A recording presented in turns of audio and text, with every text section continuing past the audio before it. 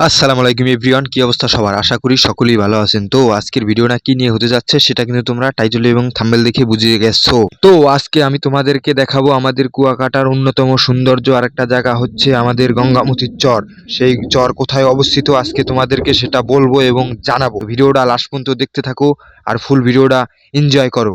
আপনারা গঙ্গামতি আসলে কিন্তু এরকম একটা ব্রিজ দেখতে পারবেন। এটা হচ্ছে গঙ্গামতি ঢোকার আগে মূল যে গেটটা সেটা। আপনাদেরকে এখন বলি এই গঙ্গামতি কোথায় অবস্থিত।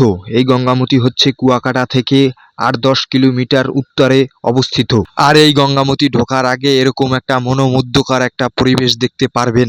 গঙ্গামতি ঢোকার পরে আপনারা এরকম কিছু দোকান দেখতে পারবেন। এখানে দুপুরের খাওয়া দাওয়া এবং বিকালের নাস্তা খেতে পারবেন। আরও এরকম কিছু দোলনা দেখতে পারবেন যেগুলা 20-50 টাকা দিলে 1 থেকে 2 ঘন্টা এখানে বসে রেস্ট করতে পারবেন এবং ভিডিও পিকচার ছবি যা ইচ্ছা তা করতে পারবেন। আরও এই জায়গাটার ভিউ দেখেন, এখানে বৈশা চেয়ারে এবং দোলনায় বৈশা কিন্তু সাগরের ভিউটা খুব অস্থিরভাবে নেওয়া যাবে। এই চেয়ারগুলায় বসতেও কিন্তু তেমন বেশি টাকা লাগে না, 20-30 টাকা দিলে তাও কিন্তু 1-1.5 ঘন্টা বসা যায়। এখন আমি কিন্তু আস্তে আস্তে বীজের দিকে আগাবো। বীজে নাইমে দেখি ওমা, বীজে তো পানিই নাই। কারণ হইছে এখন কিন্তু ভাটা আছে, এই কারণে পানি কিন্তু এদিকে ওঠে নাই।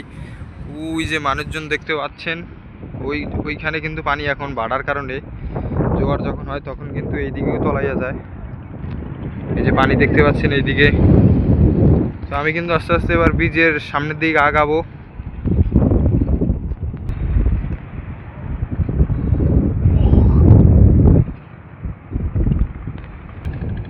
আর এই যে ছোট ছোট নৌকাগুলো দেখতে পাচ্ছেন, এগুলো দিয়ে কিন্তু সাগরে ফিশিং করে থাকে তারা।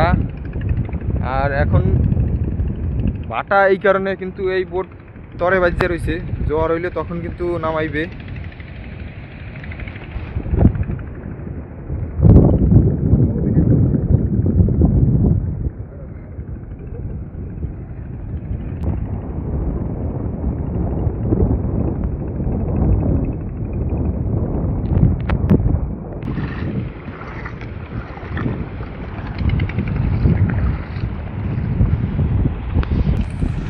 আর এই গঙ্গামতির চর কিন্তু কুয়াকাটা থেকে প্রায় 10-12 কিলোমিটার দূরে অবস্থিত।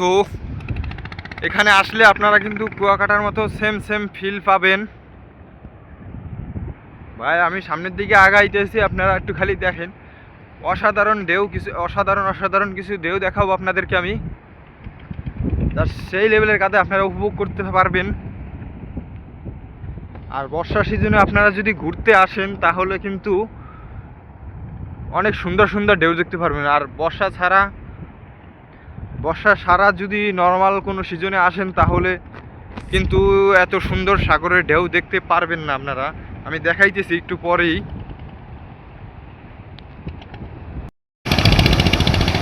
ভাই খালি ভিউটা দেখেন, অস্থির সেই লেভেলের। নৌকার সাথে দেখেন নৌকাগুলো কিভাবে দোলতাছে, অস্থির লেভেলের ঢেউ। আর এখানে কিন্তু পর্যটকের চাপ একবারে খারাপ না, মোটামুটি অনেক লোকই আছে।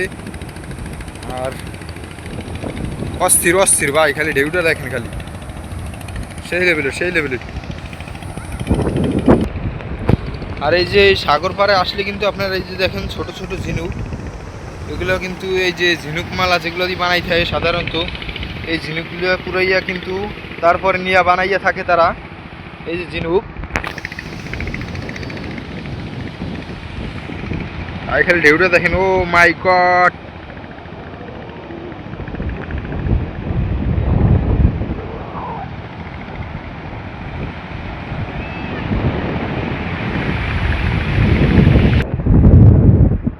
তো আজকের ভিডিওটা এই পর্যন্তই। আমার ভিডিওটা যদি ভালো লাগে তাহলে লাইক দেওয়া, চ্যানেলটা সাবস্ক্রাইব করে দিবা।